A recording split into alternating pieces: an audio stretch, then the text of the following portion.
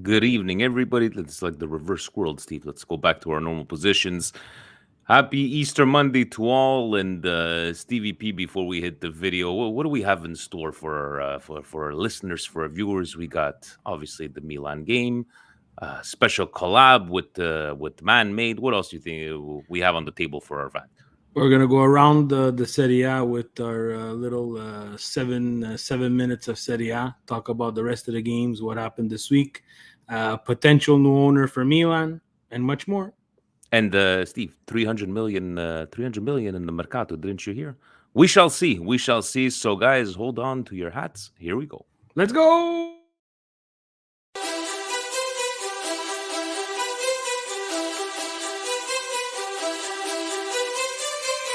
You are listening to the Milan Weekly Podcast, the English voice of Radio Rossonera and Milan fans all over the world.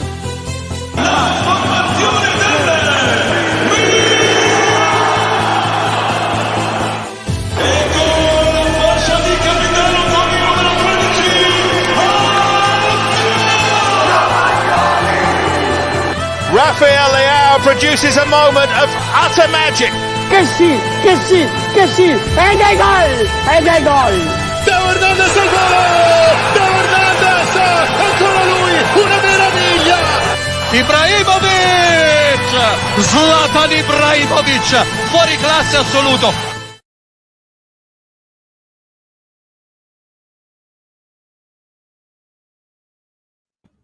Cari amici sportivi, welcome yet to another edition of the Milan Weekly Podcast. Here we talk everything Milan. Hey, did you see we scored Milan and how we first place Milan?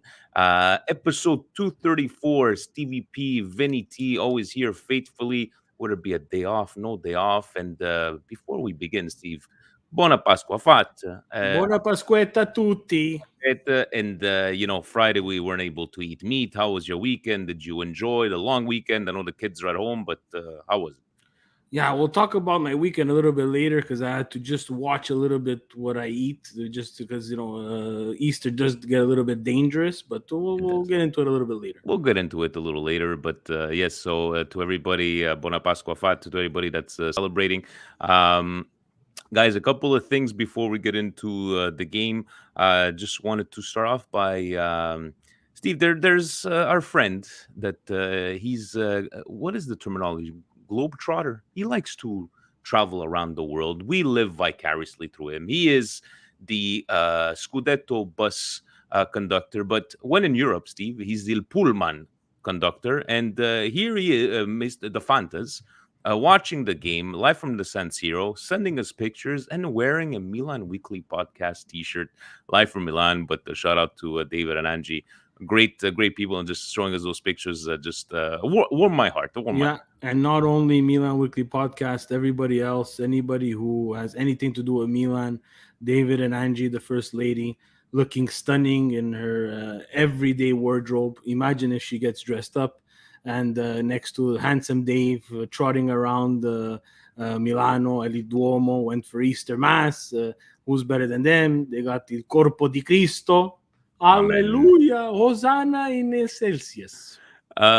Speaking of divine intervention, Milan Club Toronto getting a nice little visit there. Pat live there in Milan, meeting up with Maldini. Maurizio doing a FaceTime live. I don't know if he just melted there with Maldini, but great stuff to see for Milan Club Toronto. What an experience it must have been, right, Steve? Amazing experience. I had the chance. Maurizio did message me through WhatsApp, letting me know this happened, and jumped on social media, watched what I could watch, and just to be in the presence of Maldini and Massara at Casa Milan, representing a North American club. It's a feat in its own, guys. This is exactly what we at Milan Weekly Podcast try to do. Promote English content, promote that, and tell Milan that there is clubs out there that are not necessarily in Italy and of Italian content, that we're out there and we're cheering for this team just as hard as they are there in Milan. Exactly. So congrats to them. And And we're just a matter of time. We know we gotta stop. We gotta do a pit stop in Dublin, see the guys there, Milan Club Dublin, and then we'll take the flight over before before the San Siro is no more. A little sad note, little thoughts and prayer to CR7. What bad news today that came out that one of the twins unfortunately had to pass away, and I don't know if he's going to be playing in the next coming days. But just thoughts for him, because I am not a parent, so I do not know how it feels, but. Not the greatest of news, and there's no football in these situations, No. Steve. It's like it's Cristiano Ronaldo the person, and nobody can tell him, prepare him for to go something like that. But some sad news today to go through that. Yeah, very sad. Thoughts and prayers to Cristiano and his family. It's very tough. On a brighter note, see Steve Carletto. Did you see who's going to be supporting in the World Cup? Yeah, he's gonna go for our Canada, and justfully so. I think he has some attachments, if I'm not mistaken. He said it's I a was second reading- home. Second home. I was reading, maybe if I'm not mistaken, it's his wife who's from somewhere here in Canada. I'm not gonna go out there and say I know for sure, but nice to see someone of that stature come out and say they're gonna be backing Canada with the red and the white and the maple leaf. It would be nice to see. And it hits a little bit home for us here, and getting ready for Qatar 2022. We are in the World Cup. And if everyone wants to come by, Steve, we can have him over in a bello pranzo. He supposedly likes to eat. We can Carletto, if you're listening. And to finish off, the FIFA tournament, I believe, is look at you with the Fondazione Milan hoodie. All the proceeds will go to help for Ukraine. 25 euros. I know we got, this is the third podcast, even though that we have Presidente in the background now. He's double checking, making sure we got everything properly. Presidente, if you can put in the comments maybe the exact date, where did they donate? What if they just want to donate and not play? Steve, I cannot play. I tried that one time and I got completely massacred, so I'm going to leave it as is, but always for a good cause. And this is the third one that we do, fourth one, but great to see Fondazione Milan and our idea of this whole FIFA tournament. Yep. So, on that note, ragazzi, ciao Ale, come stai? Ciao Presidente, il vero Presidente, come stai te? Tutto bene? Tutto bene, grazie. He's in the background. he's in the background. Does he realize that we can hear him? President. Steve, let's get anything else before. Oh, he took himself out, Steve. He took himself out. Before we get into the game, anything else you want to talk about, or let's go? I think we have to let's go, or let's get it on. It was Good Friday. We weren't able to eat any meat. Well, for some of us. Messiah scoring on a Good Friday. People actually scoring, Steve. I know you had the idea of putting the thumbnail with bang your head right over here. It was nothing to write home about on this game here, but how did you dissect this game? Obviously, it was even though it wasn't a pretty game, but it says a lot when we played a lot better than we played in the last couple of 0-0 games. But we should have been playing a lot better, especially against a team like Genoa. Well, how would you nitpick this one? For me, this is the worst 2-0 win I've ever seen. It was terrible. This was not football that we were playing. It's just because Genoa was just so bad. Yeah, Genoa was terrible, and we end up winning 2-0 because Genoa was so terrible. They had no answer. They were not dangerous on any counterattacks, but just Milan was so sloppy in the possession game, out of the back, in the midfield, up front in the final third. I really don't think that. I think that this is a terrible performance with a fantastic result, and with 5 games left, I'm gonna take it. But I'm not going to say that this is the result that they needed going into a Coppa Italia match against Inter. This is the kind of game that, when you go through a little slump and you win ugly, but not when you're coming back from 0-0 games back to back, having a hard time scoring. I think for Leao, it's a good thing. I'm not saying he's going to score 2 for the remainder of the season, but, a lot more important to Leao than Messias. To say, no, Steve? At least yes, for confidence. Absolutely. Leao just getting on the score sheet, fine, but everything else in that game was rubbish. It was terrible. It was, again, we're repeating it week in and week out. The commentator also took something for Milan Weekly Podcast this weekend. The teams are figuring out what Leao likes to do. He likes to isolate one-on-one. Well, wake up, Leao, because you're not one-on-one anymore. You're one-on-two or one-on-three. And unfortunately, we're not getting in better positions because you're trying to take these guys on. And this he has to learn from. He's not getting too much support. The cam roll is something that's been a problem. We know we plop in Frank Kessie at the cam roll. Guys, let's face it, that's out of his position, not where he likes to play, not where he's comfortable. And he's not playing as a cam. He's playing as someone who drifts back into the midfield and covers a bit. And against Genoa, unfortunately, playing again with 10 men, because the person who lost the most in this game was Salchicha Maker. Yeah. Speaking of sausage maker, and Fuji said, how did you like the right wing was pivotal in both goals? Kalulu with a fantastic cross. We can actually cross, Steve. And then I know Messias on that one, but Salamakers.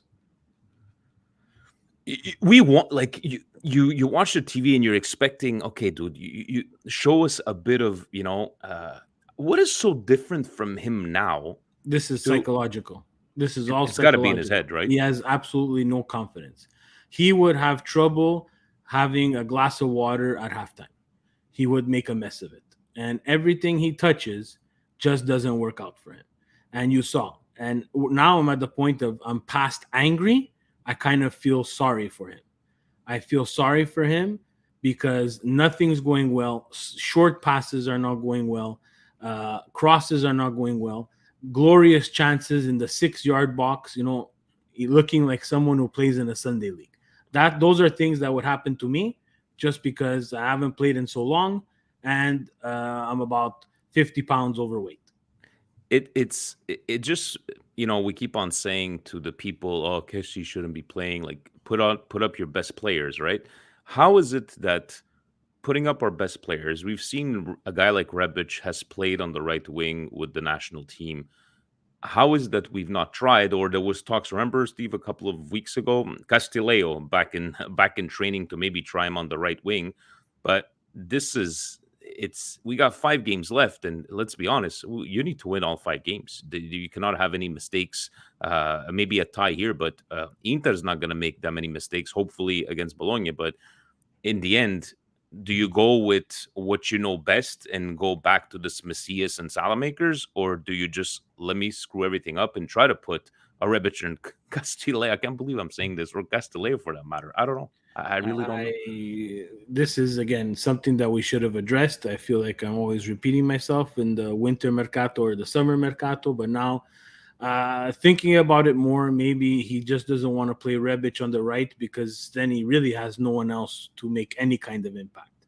And you saw when Rebic came on, which I personally didn't like the change. I didn't like Giroud out, Rebic on. You saw that,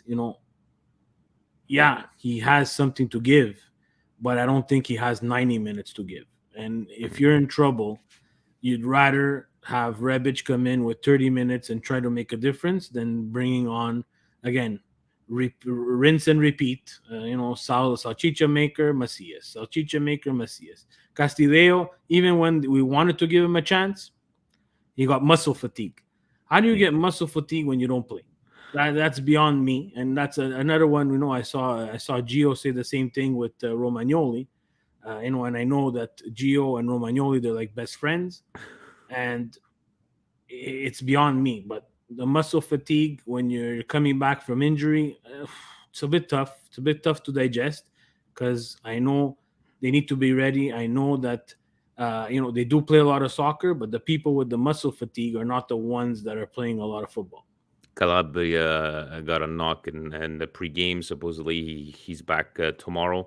But Steve, there was a little saw something online that very unlikely, but if Mike Mangione, as you like to call him, would have to go through 4 consecutive shutouts again, might be breaking a Buffon record of consecutive minutes without allowing a goal. That's Buffon at 900 and some odd minutes after the Sebastiano Rossi, but stood on his head again at the end of the game. And how pivotal has has Magnan been this year? It's just wow. Just the way, like, yes, we talk about Tomori, how he's been a revelation. Kalulu, how he's been a revelation this year. But Magnan has got to be the surprise of the year. Nobody was expecting this from this guy, that's for sure. No one could tell me and say that they were expecting. And we said it at the beginning of the year. He'd have a lot big gloves to fill just because of the points that Gigio did win for us to make Champions League. And I think he did that and more, almost making us forget Gigio Donnarumma. And that just in itself, for me, he's the MVP of the year. Even with missing all that time, MVP of the year. Definitely. We go back to this graph every single week. And, we got a game tomorrow, Coppa Italia, 3 p.m. We'll be doing a post-game therapy session. Hopefully it will be a good one that nobody's getting mad. Steve, how much importance do you put to this game? To me, it's like, let's go. Like, I don't want to be that guy that's going to go, oh, it's only Coppa Italia at the end. No, I want to win. I want to win this game. I want to make it to the finals and show that we have what it takes to make it through these next 5 games. Would it be against Lazio, Fiorentina, Verona, Atalanta, Sassuolo? Have your feelings changed looking at these next 5 games for everybody?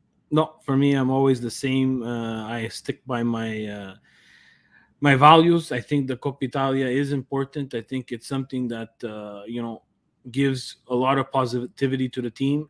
Coming off this Genoa 2-0 win, very, very ugly win by Milan, I think they need this opponent and they need to make a statement against Inter. Whatever the result may be, I hope they win. But, just understand that after this, there's 5 games left and it's for the Scudetto.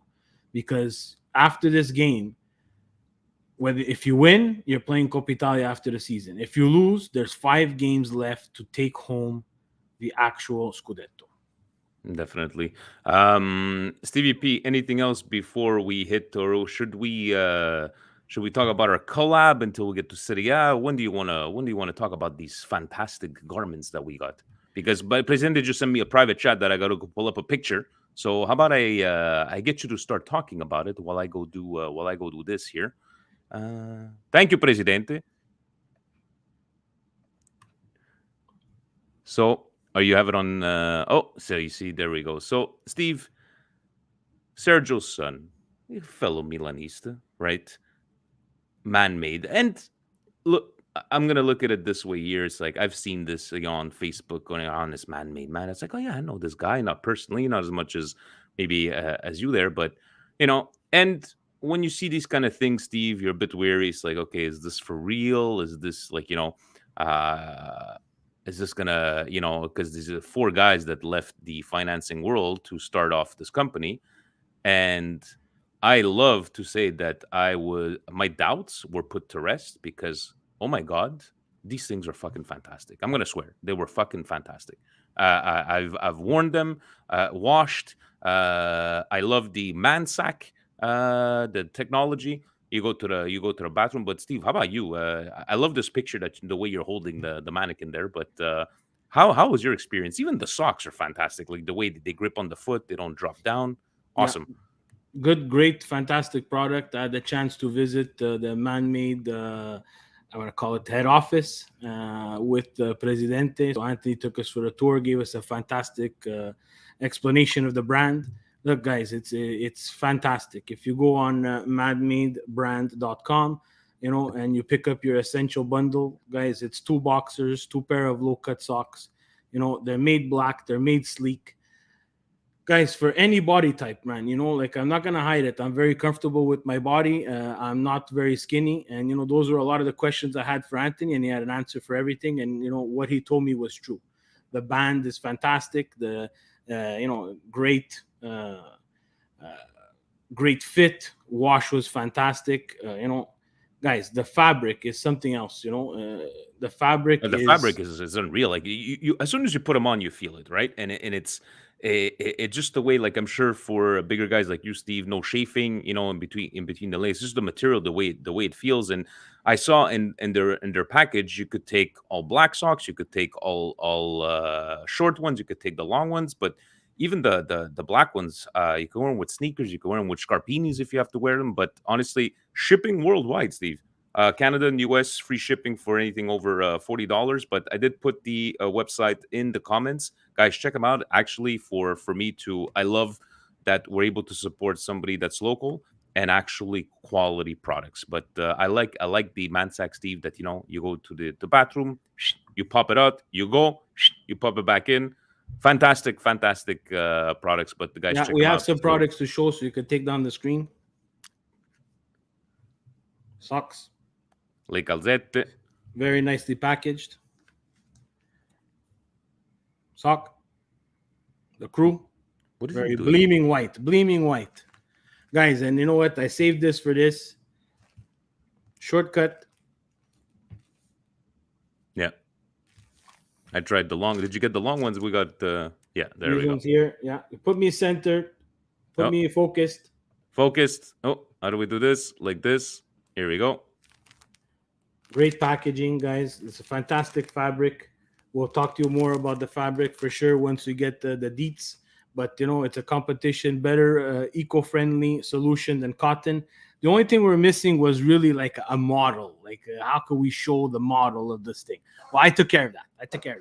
No. Hold on. Steve, what do you? These things are fantastic, guys. Look at this. The band is fantastic. The sack right here. Great. It's great stuff. Great stuff. You're the best. So we did have the live model. Thank you for that, Steve, and thank you to our And friends. the band is fantastic. We talked about it at length with Anthony. You know, for the heavy guys, it's the roll. You don't want the band to roll. This gives you the nice little crunch, makes it, you know, comfortable. It's elasticy just until it has to be elasticy. Fantastic. Steve, do you want to answer Raul? He was part of Pecha at one point. He's a little confused. Who is president? Hold on. You got to finish. Oh, I thought we were finished. Excuse me. You got to finish. You got to remember, guys, if you want to support and, you know, all your purchases through manmadebrand.com, in the comments, please be sure to put in the comments MWP referred. MWP referred. The guys are going to sprinkle something nice for you. So just let them know that you heard it from here, from your Milan Weekly Podcast, Brotherhood of Milanistas here. So MWP in the comments. So to Raul, who wants to know who is Presidente, well, usually we would have, you know, like a story time. But Presidente is our Milan Club Montreal Presidente. He likes to be called Presidente. It's his little nickname, and he's known as Marcello, Marcel. But yes, the Milan Club Montreal president. That's who he basically is. Steve, we are going to our Serie A, and I believe you're taking care of because you know Liban Youssef, he loves the trumpets. I don't know if you watched any of these games here. Obviously, we're going to get into the Inter Spezia one, but Salernitana, Steve, winning against Sampdoria, and we're going to take a look after at the way it's going. But 19 points, 22 points, and 22. Do they even have a chance, Steve? It's giving them hope, is it not? As long as mathematically they have a chance. Depends how their final schedule shapes up, but Sampdoria is in big trouble. Just, you know, Gianpaolo doing Gianpaolo things, just not setting up this team properly. I think they have the team to be a little bit more competitive and stay away from the drop zone, but things have not been going their way. I watched a little bit of that game, not a really friendly game. Fiorentina getting it done. Steve, maybe not the prettiest game. I watched maybe 3/4 of this game here, but even Fiorentina creeping up, and it's gonna be hard facing them, you know, in a couple of weeks. But even Fiorentina, they need to go through some sort of dip at one point. But good for them on Fiorentina, and against the Venezia. I don't know if you watched a little bit of this. Yeah, watched a little bit of the Fiorentina match there. I had the Torreira in my Fantacalcio, and he May the trombetta ring, ladies and gentlemen. Fantastic for the Fantacalcio midfielder scoring. Fiorentina is getting results minus their star striker. So, guys, you got to tip your hat to them. Exactly. Udinese 4-1. Empoli. This one I did not watch, but I don't know. Sometimes Empoli, they seem that they could beat the big guys, and then they go through an Udinese. I cannot comment on this one, Steve. I don't know if you did watch it or does anybody No, even didn't care in the make middle. Cagliari needing the big win, even them battling for relegation. Were you surprised that this Cagliari beating Very Sassuolo? surprised. Very surprised. I think Sassuolo ran into a little bit of a trap game, I like to call them. Maybe looking forward to their next game. But look, Sassuolo was not good. Playing away at Cagliari is always tough, not easy. But watching a bit of that game, if I'm not mistaken, I remember Berardi bowing out due to injury again, so he wasn't there. And, he's the catalyst for Sassuolo, right? They have Traore, who's coming on very strongly, Scamacca, Raspadori as well. But he's the engine that makes Sassuolo run, and he dictates a lot of the play. Without him, they looked a little bit lost. And to the Spezia Inter game, I know we were, we're all there. We're like, okay, please, I think deep down inside, we knew this was going to be no surprise. Inter did what they needed to do, Steve. At 2-1, it's Spezia came out strong, looking like for that goal. They get it, but in the end, Inter is just too strong for a team like Spezia and got the well-deserved 3 points. Yeah, Inter was just much better. They got on the board Spezia, but that was just a consolation. It was gonna finish like that anyway. So. And what is this thing we bought, Steve, with all these Patreon millions that we're making on the side? It's called the Sound Deck. Stream Deck. So we're going to be getting all kinds of different sounds, guys. We're getting very professional, and Steve will be controlling it, so I'm sure we're going to be entertained. Today, Atalanta, fall from grace, Steve. I do not know. Yes, we were kind of making fun of them with that little dip, but that is it. I don't think they're out of 8th spot. We're going to take a look after at the standings, but what is going on? From here on out, I had to work on Pasquetta, so couldn't catch this. Just caught a bit of the highlights. From the looks of it, I think injuries are catching up with them, not reinforcing. Losing Gosens didn't help. Zapata, Muriel not firing. Zapata injured. Muriel not firing on all cylinders. I think Gasparini might be losing the team. If I do say so myself, the Papu Gomez thing wasn't something that really helped everybody. I think after that episode, they did dip a little bit, and they did cause a little bit of issues on Atalanta. But my stance from here to the end of the season till they play Milan, I have no bad words for Atalanta because they're capable of pulling out the performance against Milan, and I don't want that to happen. So. Napoli, Roma. Steve, Napoli, do they know they're in a race for the Scudetto? This is a strange game. I tried to watch most of it, and deservingly so, Roma ties it up in the end there. And I was just trying to figure out Napoli. I don't know what's going on. I don't know if you're saying mentally. I like the Abraham versus Osimhen. That was a nice duel, but I don't know. It just seems like Napoli did not feel like winning. That's as best as I could do. I didn't see anything impressive. I don't know. Napoli at home against Roma. Roma's been, playing some tough teams. They did win in their confederations, the confederation tournament. But as Napoli, we saw, if you don't take advantage of the chances that you have, you end up with results like this. And remember, Roma was tied it up with a man down. So no, there wasn't a man down. The red card was somebody on the bench. Oh, on the bench. Sorry. On the bench, yeah. I thought it was a man down. My bad. They're on a good run, Roma. They're on a very good run, and they if you guys know in the comments how many games they've gone without losing, but it just seems like Napoli. At one point, I was thinking, and I think I was even telling you, why is Napoli not being talked about when we're talking about, the Scudetto race? And these are games like games that prove this, like why they're not in the conversation. They have all the tools. They got a better squad, on paper than us. I think that's fair to say. Who? Right? So Napoli don't have a better squad on paper than us? I don't think so. I think it's pretty equal. The only standout is obvious standout is Oshiman. Everything else, I think we kind of even out at the Balance it end. out, But you know what? When you talk about Napoli, I continuously hear these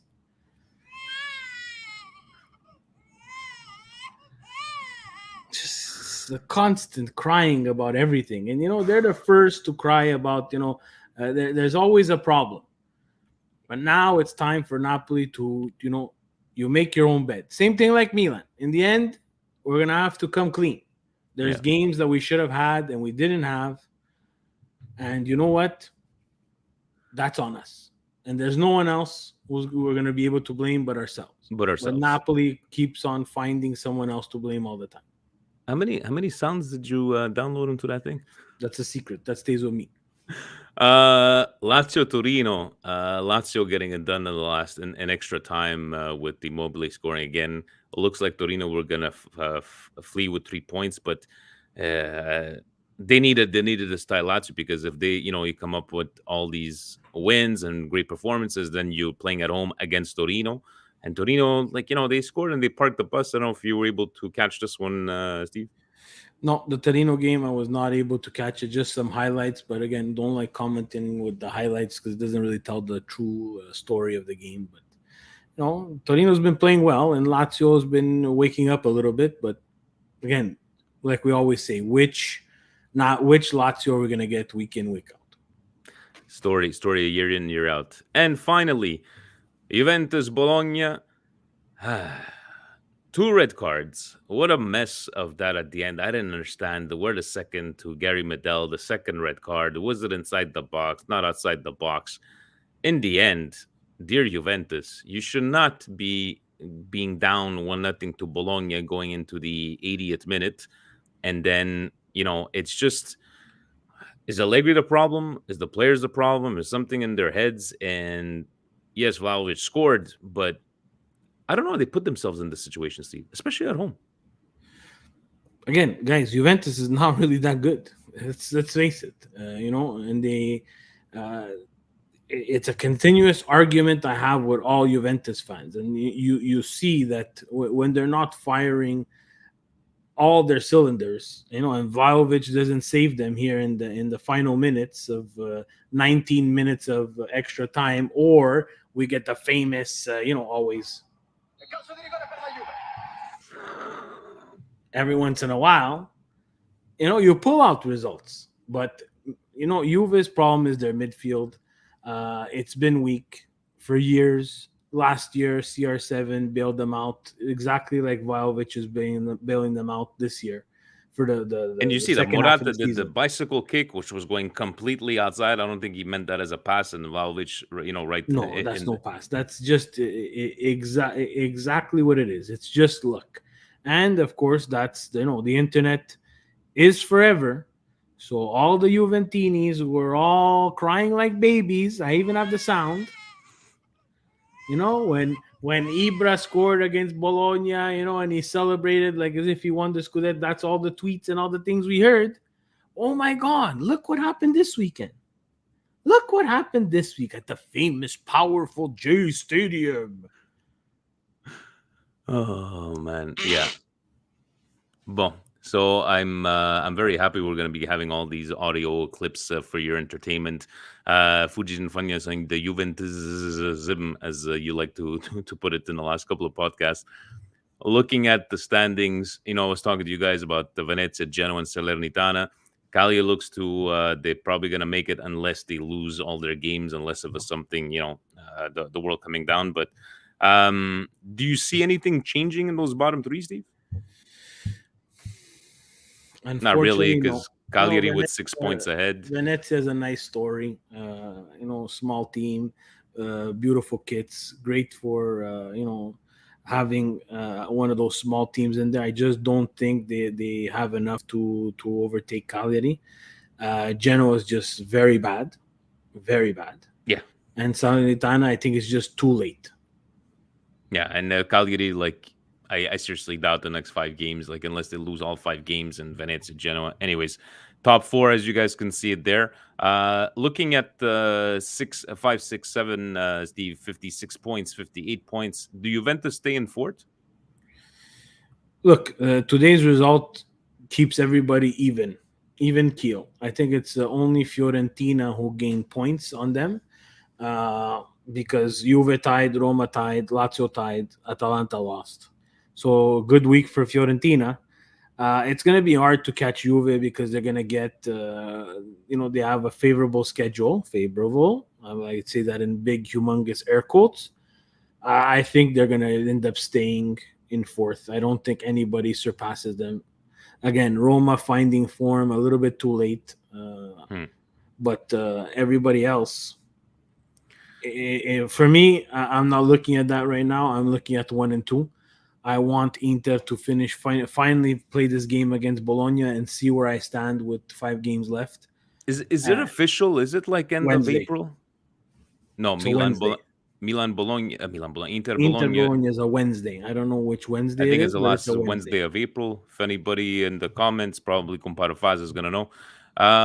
So we do have Sunday against Lazio. We will be at Chicharo's as usual. Tomorrow, Steve, are you going to be able to watch the game, work at the No. same time? No. I took 2 days that I'm going to work 10, 12 hours, and tomorrow I'm coming in early to watch the game from home. Let's go to some podcast questions live from the Patreon. So we start off with Fabio saying, "Hello, boys. So good to finally see some goals and a win. Hopefully, we see more tomorrow night." Versus, actually, you know what, Steve? Before we get into the questions, let's have a break here. The rumors of a sale, April 27th. Thank you, Anthony. Rumors of a sale. Invest Group, I believe their name's managed Invest Group, yes. $42 billion worldwide. I think where the story is getting a bit of traction, it is being from Bloomberg, from actual legit news sources. I just don't understand the timing of it. Supposedly they've been talking for over a month. What do you make of this? And especially us Milanistas, that we've seen this all before. And no, I'm not getting excited. Are we being naive? InvestCore, thank you, Massimo. The guy tweeting of congratulations to Mina. Are we all a little weary because of what happened to us? No. How do you find this news? Because it's not Silvio Berlusconi selling the team. That's a very good point. This is a humongous, powerful hedge fund that owns us, who, I had my doubts when they took us over from Young Hong Lee, who did not exist. And that was already shady in itself. And I think they put in the money that they needed, hiring the right people to do the right job. First and foremost, Mr. Gazidis, I was always one to say, if he concentrates and sticks to the business side of it, he will be very successful, as long as he doesn't interfere in the Calcio side. Now, we hit a little bit of hiccups with the whole Boban thing, but I think he put his faith in Maldini and Massara, and they did not let him down in terms of the economics of what they were trying to do and be self-sustainable. And I think Elliott put them in a great position to be sold, because these guys here, if they did come, and I saw a great tweet, I don't remember who it's from, I saw it in the chat, the Milan Club chat, same type of fund went to Inter and offered $1 billion, then looked at their finances and ran. And this type of fund came to Milan, offered $1 billion, let's say we'll round it off, and stayed and talked for a month, if the rumors are true. Again, I'll believe it when I see it. Am I excited?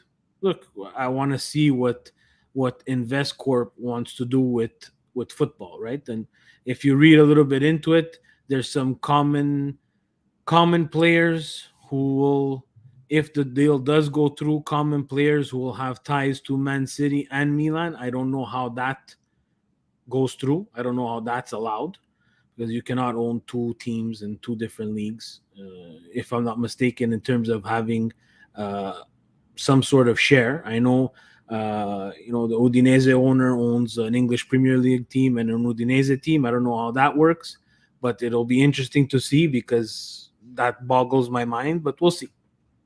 And he was asked to supposedly 1.1 billion with the debts, but how a team was able to cut down their debts in a pandemic, 2 years with no fans and not getting any revenue from there. People like to complain about the sponsorship, return on investment, definitely. So how much would they have to? What did they buy the team for, Steve? Do we remember? Probably for peanuts because he defaulted on the loan, right? So yes, it was their money to begin with, but definitely. But if they are taking the team at that amount with the debts, and people are saying, maybe Man City owner owns 30% of it, so okay. So I know that they're a group that they have their hands even in Gucci. I think I was reading they're over 42 billion worldwide. So somebody was writing down, like, what if they turn around and sell us in 5 years? I do not think a group like this, if they're going into like a team like me, the branding, I don't see, like, never say never, but if they're going to come and invest 1.1 billion to Milan, is to elevate the brand, right, Steve? And put us on back on top. If people want to talk about 300 million euros to spend, guys, let's take everything with a grain of salt. But if we can have somebody that's going to come and buy somebody serious, from what it's not like we know them personally, but from what we're reading, this is not a nickel and dime business. No, obviously not. It's not a nickel and dime business. I'm not going to sit here and pretend that I'm one financial guru and knew who they were before they were going to buy Milan. But the other big hot button question is, they own 30%. Someone in InvestCorp owns 30% of Manchester City. But the return from Manchester City and how they win and how they make money is far greater than what you would get in Serie A. So my question is, why are they looking to buy into Milan and to purchase Milan as a team? Because in terms of what they're going to be getting, victory wise, or if continue to make the Champions League, it's going to take a lot of Champions League. It's going to take a lot of Scudetto wins to make back that money. Yeah. Yes, the branding has already started. What you see, the corporate sponsors that we have and what they want to do. I'm also very interested to see what they want to do with the stadium, because this is an investment group that has a lot of money out there. A lot of, from what I was reading, also a lot of real estate and has their hands in that type of businesses as well. Is it something that, where they can use one of their brands to build the stadium? I don't know. I'm just guessing here, but there has to be some other motive other than, we want to buy Milan, the brand. Guys, I know I saw Colin put, the brand. Guys, 1.1 billion is a lot of money to buy a brand where, unfortunately, is in a league that suffocates and kills the brand. I can't be more honest than that. Maybe 1.1 billion is a lot of money. Even for a group that has 42 billion out there, 1.1 billion is a lot of money. That's why I don't think a company that's going to invest that kind of money will not accept to know day before Serie A starts, is my team on which channel it's going to be. So maybe it could come as a blessing, Steve. Who knows? But we shall see. I just don't like the positioning of this news coming out. If they have been talking for over a month and it just comes out now, it means it's been tight-lipped. But hopefully even Juan, I like what Juan was saying, Steve. My concern with a potential sale is the interruption of the current stability at Milan that took several years to build. Not everything that shines is gold. I know that obviously nothing's for sure, but they had said that Maldini would still stay. Probably Gazidis and Massara would still stay. I don't know if the coaching staff would say. The stability, well, the team would definitely change because you're not going to go to many Champions League group stages with this kind of team. But what do you say to that? I think they're not stupid people. I think they're gonna value what has been done with what little they were offered in terms of financial support from Elliott, but did a great job. And I saw another great tweet, that said, something along the lines of, I hope we don't start buying those $70 million players when we were getting signings like Tomori and Kalulu. For us, the fans, we were kind of like, kind of wrap your head around that, and, not know too much about Tomori and not know too much about Kalulu. But if you think about who we were, rumored to have in that center back position, Kabak there from Schalke, and we haven't heard from him ever since. Those are blessings in disguise, and though that's hard work from the staff, and the staff did a great job in identifying talents like that. We're missing the right wing. That I would not say no to InvestCorp purchasing a right wing. Steve Polillo here. If you guys need, I have some ideas. But that's it. We shall see what the news comes up. But first and foremost, Coppa Italia tomorrow. We'll deal with the Lazio on Sunday. So Fabio was saying, hopefully we see more tomorrow night versus the Snakes. Our flop of the season, Sausage Maker, didn't do anything on the DHL delivery driver, made it back on the score sheet. As pathetic as both players and the position have been this season, I'm hoping we see less and less of Salad Maker from here on out. I know we are limited with our squad, but no Salad Maker, no. I keep praying with the Madonna for Inter to hit a funk, suffer some injuries like we have, and for us to find the groove of scoring goals regularly again. I'm still believing we can make this happen. I will need therapy if we lose tomorrow, Vinny. All the best from Long Island, Cugini, and Sempre Forza Milan. Fabio and Gio, they don't really have questions. They just like to vent out, Thanks, Fabio. We'll see you tomorrow. Ryan Percy saying, hey, guys, well, as we expected, this time in the season is squeaky bum time for Milan. Glad we got to the window. I have a fun drinking game if you want to forget about how abysmal our right winning is. Take a sip of a drink every time a right winger loses the ball. I counted 14. You're dead. You're going to die. I counted 14 times for Salad Maker in the 60 minutes before he was subbed. Also, can we talk about how important mentality is for footballers? Just look at the growth of a player like Kalulu versus a player like Salad Maker. It is night and day. The mentality is one thing, Steve, but talent is talent as well. And Kalulu came out of nowhere. I think he was purchased 500,000. Messias is definitely maybe better off the bench, but never played for Lille in their first team. I think it was Lille or Lyon, wherever he came from there. I'm not 100% sure, teams, but never played in the first team there. So we had a comment up a little bit higher there that Moncada is the forgotten man. He's the scout. He finds these guys. He finds these talents, and we need someone like that to stay. Lyon. So. It's important that whichever direction we go, that we continue to find these type of players as well. But we're gonna need a little bit of investment to take it to another level. And that's the scary part. And we saw in the comments, Presidente always saying piano piano, and it's true. We as fans, and I'm guilty of this all the time. I want them to sign, the best player out there, but sometimes it doesn't work. But again, they have to be able to manage their expectations. And what are their expectations going to be after you drop $1.1 billion on a brand? And Steve, I know, some Milanese get a little too excited seeing that beautiful cross. Would Kalulu even be like a Gareth Bale kind of going from a left wing? I mean, from a defender on the right to maybe playing as a winger. He's got the speed, he's got the quality. People talk about Florenzi. I think I would definitely start Florenzi over Salad Maker or Messias if Florenzi would be playing good. But a guy with that versatility, it just opens up your options in the future. Yeah, he can play almost anywhere. I wouldn't play him at right wing, that's for sure. But we've seen that someone who's comfortable position is right back. Put him in in this game was a testament to him. He's my top player of the game because he started out right back. Gabbia got hurt, put him in center back, and didn't miss a beat.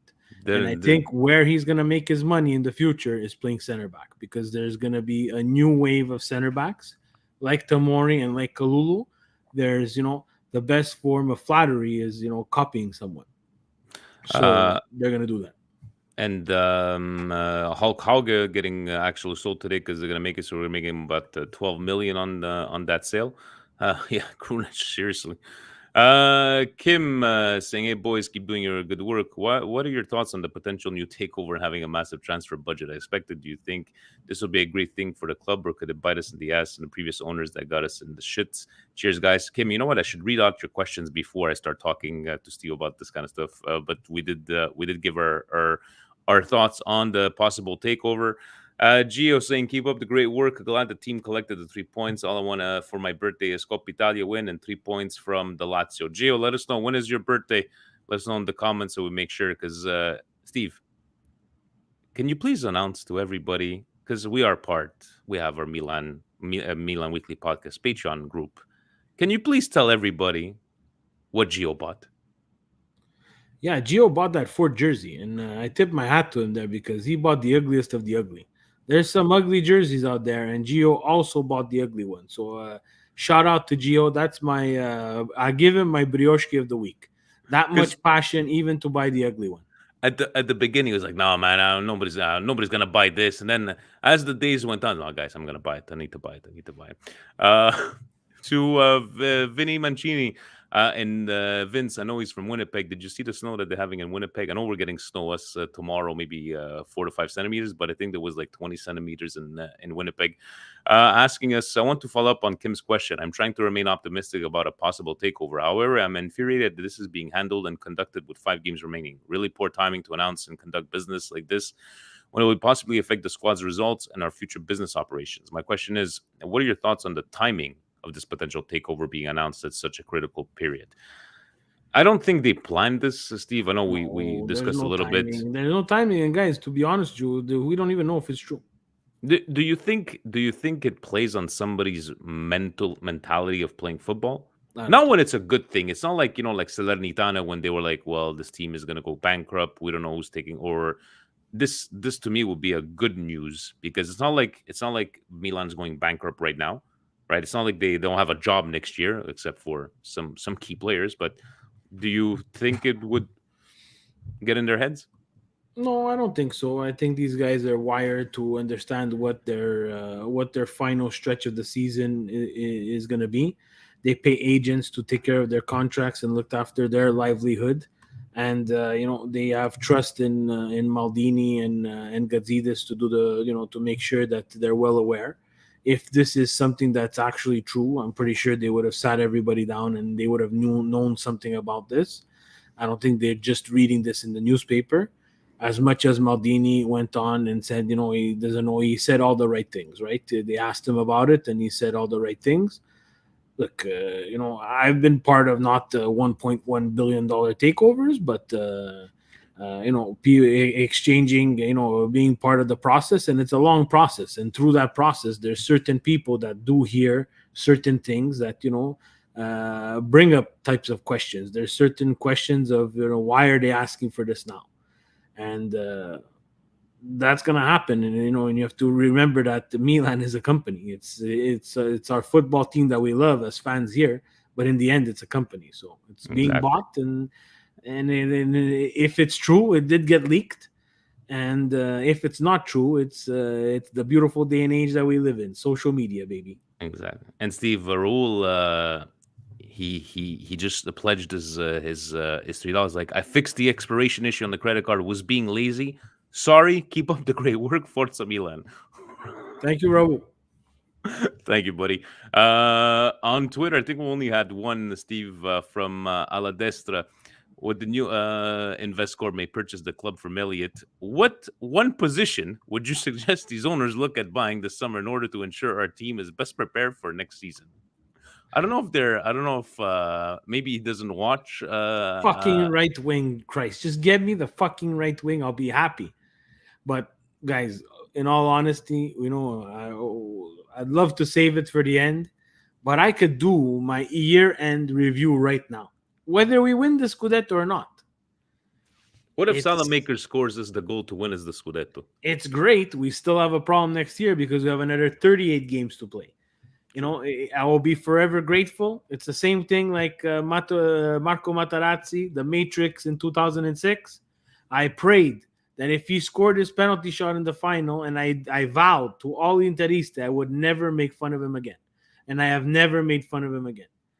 And I will never make fun of Salchicha Maker if he scores some type of goal like that to give Milan their 19th Scudetto. But we've understood now, guys, with 30 odd games that we've played. If there's 5 left, I think we're at 33. We need a right wing. We need a replacement for Zlatan. We need a center attacking midfielder. Gigi Lapadad, sorry. He was asking, maybe for the right wing, is El Shaarawy your best option for the right wing? Today, the Vecchio Milanista came in the clutch. Il piccolo faraone, and he's asking which team will be sold first, Milan or Chelsea? Probably Milan. I think Chelsea is going to be... What's going on with Chelsea? Chelsea is going to be a real clusterfuck. Definitely. Steve, we've come to our conclusion, the segment that I don't know if you've looked at them. I did not look at them. Jan gave us some busted Calcio tweets. So let's go have a look to see what he has for us this week. All right, guys, I remember we'll vote for them in the comments. President is probably going to tabulate everything manually. What do we have at the tweet number 1? At Marco D, AS Roma, Italy's most successful European club. Only Italian team left like it has been recently. Only Italian team doing anything for half a decade. This is for real? Somebody wrote AS Roma, Italy's most successful European club. And the comments, only Italian team left like it has been recently. Only Italian team doing anything for half a decade.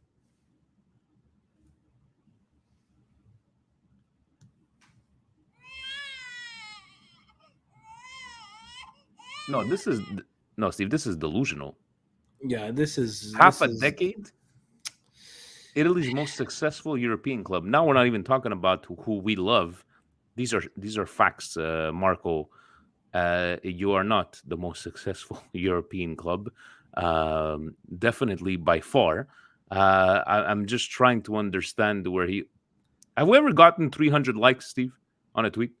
Never. That's the sad part. But,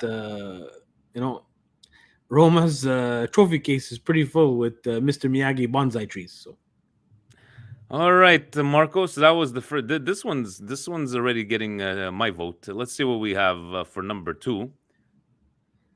Did Messi ever win a legit Champions League? At Vettel AMR. So the other ones weren't legit, Steve. They were the FIFA ones. I don't know. Messi...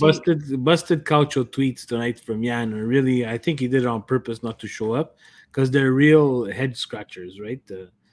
Did Messi ever win a legit Champions League? I would wonder how many likes this one would have. Next, I don't know. Yeah. Guardiola couldn't shine this man's shoes. IFTV. Now, there's a backstory to this. Okay, I read a bit of the comments about this. It's someone, IFTV is growing their team always, and it's someone who took over their account or who was working the weekend on their account. If I'm not mistaken, guys, IFTV, I hope for your case it's someone who took over your account for this week. And he's an Italiano fanatic, loves the coach. And we've praised him for the miracles that he's done at Fiorentina, obviously. The thing now is that, this is on the, again, interaction hunter, because you cannot, they got hacked, you see? So I think he's joking around. No, he doesn't. We don't know if he got hacked. So we don't know. But I know someone took over their account. He's an Italiano lover. I forgot the Twitter handle. For me, this is the winner. I had seen this before, and I had also sent it, but Jan had already caught it. Because if he's looking for interactions, that's great, but you're looking for interactions with complete stupidity. Yes, Guardiola has been packed and jam-packed with full-out teams, but there's also a method to his madness as well. The detailed preparation of Guardiola. If you watch the Amazon Prime special on Manchester City, he sleeps and eats football. I think Italiano's a good and up and coming coach, but as Italians, I think we do this. We hype up our coaches up until a level that that they may or may not reach. Or maybe IFTV was trying to compete with ESPN FC. That Xavi Maybe. was to be considered one of the greatest coaches of all time. Yeah. At the time. So And maybe ever since that tweet, Barcelona's been on a losing streak. It's crazy. it's couldn't be written better. Number 4, what do we have? Un retour de Donnarumma à Milan. Selon l'équipe, Invescore, futur propriétaire du Milan AC, et se concrétise bien évidemment, souhaiterait rapatrier le gardien de la nationale est parti tout juste il y a un an. So guys, in English, Team Serie A FR en France is saying that selon l'équipe, and l'équipe, Steve, is like Tutto Sport, I believe, in France, Yeah. that Investcore are thinking of wanting winners and bringing back Donnarumma to Milan. How do you even write this stuff? This is again jumping on the news of Milan being sold to Investcorp. Guys, this is the age that we live in. Unfortunately, we here have some intelligent people like Jan who pick these up, and I like to call myself somewhat intelligent, and the Patreons and all the guys who watch Milan Weekly Podcast. And even the ones who don't, the ones that we interact with, don't get caught up in these types of interaction hunting posts that these guys are doing. But this is always just to get clickbait, get them to either click on the link or follow l'équipe or follow whoever they choose to tag in their post. But this doesn't make sense. We've obviously moved on from Donnarumma. So That bridge is broken. Someone always, an old boss always told me, never burn your bridges. And Colin just put that in the chat as well. He burnt it. That bridge was burnt. Not burnt. It was like atomic bomb exploded. There's no coming back for Gigi Donnarumma. It's Absolutely. broken. Not even at $2 million a year. No. What are you going to put him? He's a starting goaltender. He's having a bad year at PSG. Fine, but besides the fact that he's having a bad year, even if you would be stellar, it would be very, very difficult for anybody to bring him back. Exactly. It would be something that we would have to mend a lot of people that he really pissed off, right? So, number 5 at Siavush. Once again, I wanted to play the game in January. Bologna didn't turn up. They didn't present any reason to not turn up, and now they benefit by replaying the game with full force. Legally speaking, they caused havoc and aren't punished for it. Instead, the opposite.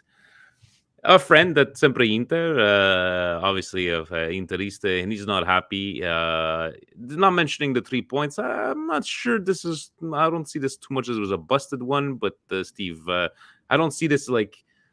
He's not complaining that they wanted the 3 points at Tavolino. That was Inter. Obviously, they weren't going to give him the 3 points, but saying that he wanted to play the game in January. And in the end, it's not for them to decide, right? It's always Serie A.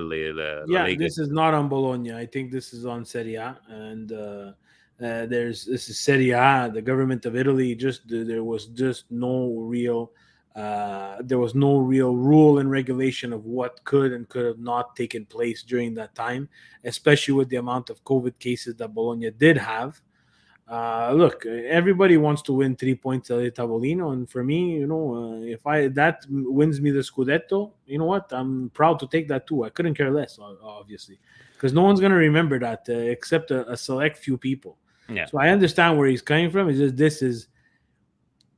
this is just different circumstances. This is, it's COVID. It's the way, things were handled by the league. We obviously knew there was not too much structure coming from the league. So, and then didn't January, wasn't that their beginning of their streak that they did not have any points? Didn't they go like 8 games without, January they were still winning. No, I think they were still good. It's February March.